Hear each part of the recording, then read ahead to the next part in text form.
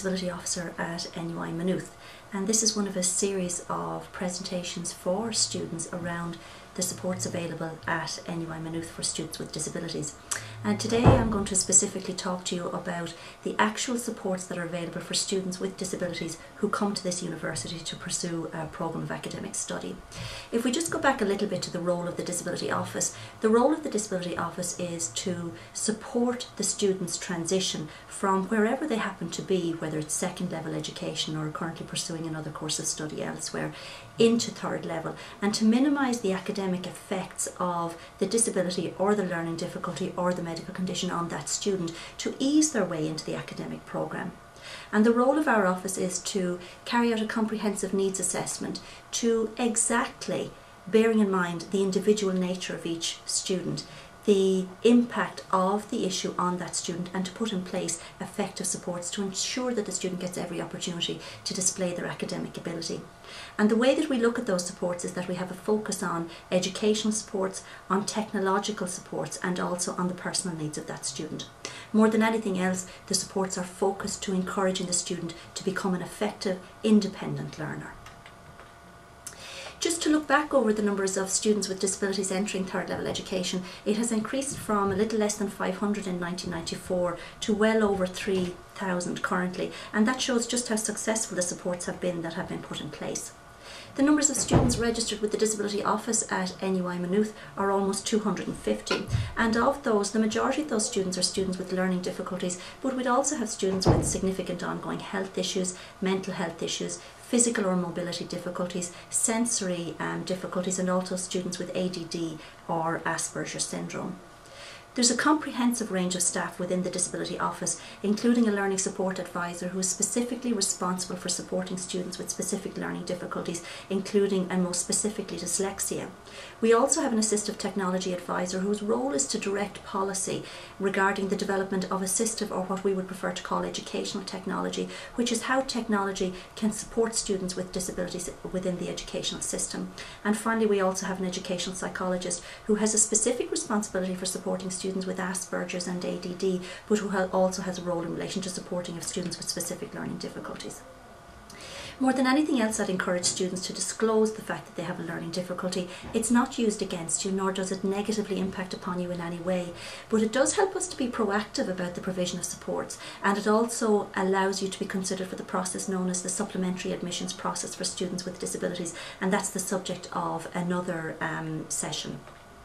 Now, the documentation that you must submit for students who have a learning difficulty like dyslexia, they have to submit a report from an educational psychologist, and that should be as recent as possible, but certainly no more than 3 years old. All other students should have their disability verified by their medical consultant or the specialist in that area, and GP letters aren't sufficient, so it's really important that when you're registering with the office that you have the appropriate documentation. Try to get that as early as possible because it smooths your entry into third level. For students who subsequently register with the Disability Office, we carry out, as I said before, an individualised needs assessment, which is very personal and very individual to that particular student. No student with a learning difficulty, for example, has exactly the same needs. There may be a commonality, but each student is quite individual. Now, in relation to the supports that I spoke about, the educational needs focus on things like the need for a note taker. So, for example, a student who has perhaps juvenile arthritis and has a difficulty in writing may very well need somebody to take notes for them, although at Maynooth, of course, we have a huge emphasis on Moodle and the development of electronic notes. So where it is absolutely necessary, we may provide that support. We may provide issues like academic tuition, the conversion of text into alternative formats, the provision of learning support or interpreters, and everything about these kinds of supports is that they are only appropriate to where the student needs the support. In every other way, we encourage the students to become independent.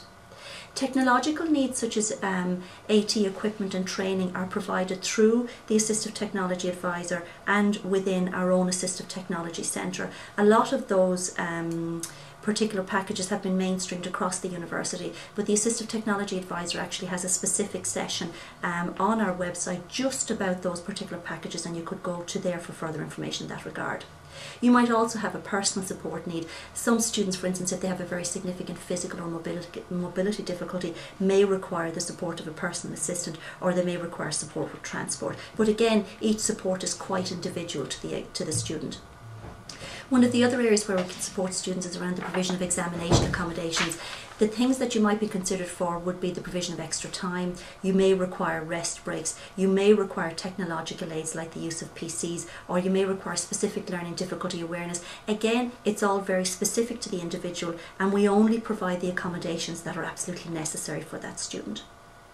Be aware of the fact that within our disability office there's a range of other supports available, including study skills, group assistive technology sessions. There's a whole range of social events for students to encourage them to integrate into the mainstream fabric of the university.